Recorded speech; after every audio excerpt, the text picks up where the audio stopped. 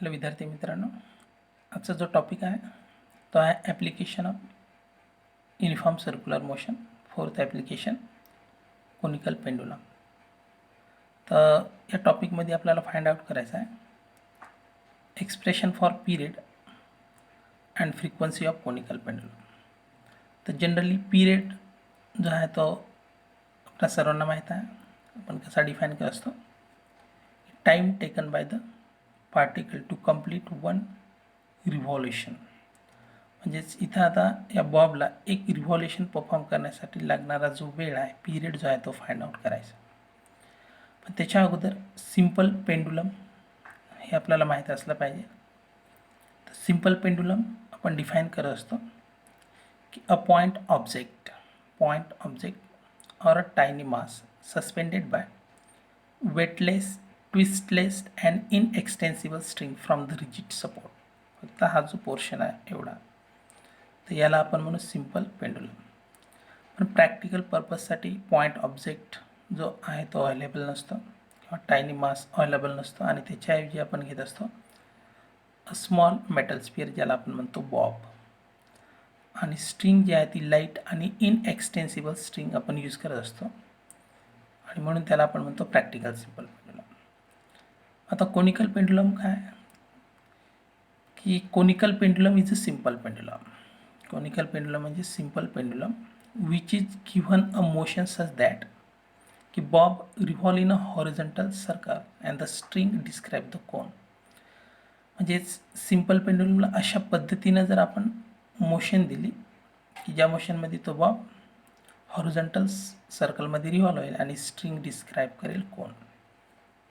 त्या डायग्राममध्ये असाच एक कोनिकल पेंडुलम रिप्रेझेंट केला आहे. तर कोनिकल पेंडुलम किंवा त्या बॉबचं मास एम आहे आणि अँग्युलर स्पीड जी आहे ती ओमेगा एवढी आहे. ओके.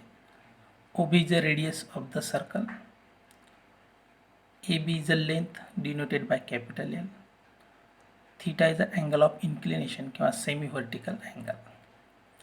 आता बॉब कोणत्याही एका डिस्प्लेस पोझिशनवरती म्हणजे सी किंवा बीवरती समजा आल्यानंतर त्या बॉबवरती एक्झर्ट होणारे फोर्सेस कोणते असतील. पहिला फोर्स असेल त्याचं वेट एम जी, जे ॲक्ट होईल व्हर्टिकल डाऊनवर्ड डायरेक्शननं. आणि दुसरा फोर्स असेल टेन्शन टी नॉट, जे असेल along the string toward the point A. आता या एम जीला बॅलन्स करण्यासाठी या टी नॉटला दोन कंपोनंटमध्ये रिझॉल्व केलं. व्हर्टिकल अपवर्ड कंपोनंट आहे टी नॉट कॉस थीटा, जो बॅलन्स करतो वेट एम जीला. दुसरा हॉरिझॉन्टल कंपोनंट आहे टी नॉट साइन थीटा, जो नेसेसरी सेंटिपिटल फोर्स प्रोव्हाइड करतो फॉर द सर्क्युलर मोशन. आणि तो centripetal force M V square upon R equals to M R omega square. मग आता हे झाले forces acting on the bob. आता याच्यावरून आपल्याला बॅलन्स इक्वेशन लिहिता येईल. T not cos theta equals to M G, याला the equation first. T not sine theta equals to M V square upon R equals to M R omega square, याला the equation second.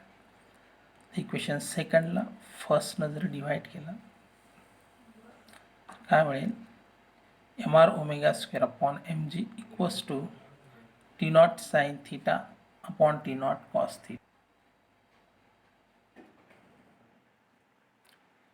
तर हा form घेऊन सुद्धा आपण हे expression जे आहे ते फाइंड आउट करू शकतो. इथं एम एम जो आहे तो कॅन्सल होईल, टी नॉट कॅन्सल होईल. नेक्स्ट स्टेप असेल R omega square upon G equals to sine theta upon cos theta. Omega square equals to G sine theta upon R cos theta. Omega equals to ही G term आहे ती रूटमध्ये जाईल, G sine theta upon R cos theta. डायग्रामवरून sine theta जर find out केला तर तो मिळेल आर अपॉन एल. ओके. तर डायग्राममध्ये दिसते की sine theta opposite side upon hypotenuse R upon L. ती व्हॅल्यू प्लेस केली आपण.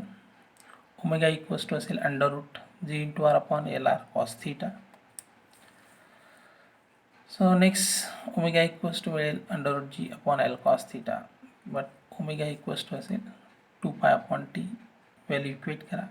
2 pi upon T equals to under root G upon L cos theta. Term जर शिफ्ट केला तर टी इक्वल्स टू मिळेल 2 pi under root L cos theta upon G. So this give the expression for period of conical pendulum.